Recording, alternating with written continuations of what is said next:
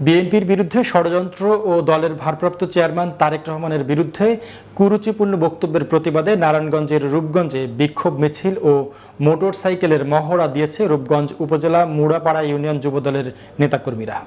বিকেলে রূপগঞ্জ উপজেলার বিভিন্ন এলাকায় মুড়াপাড়া ইউনিয়ন যুবদলের সিনিয়র যুগ্ম সাধারণ সম্পাদক আবুল আজাদের নেতৃত্বে এ বিক্ষোভ মিছিল ও মোটরসাইকেলের মহড়া দেওয়া হয়। সমাবেশে বক্তব্য রাখেন যুবদল নেতা মুড়াপাড়া ইউনিয়ন বিএনপির যুগ্ম সাধারণ সম্পাদক তারেকুল ইসলাম মাসুম, ইউনিয়ন যুবদলের সভাপতি কামাল হোসেন, সাংগঠনিক সম্পাদক পলাশ ফারুক সহ আরও অনেকে।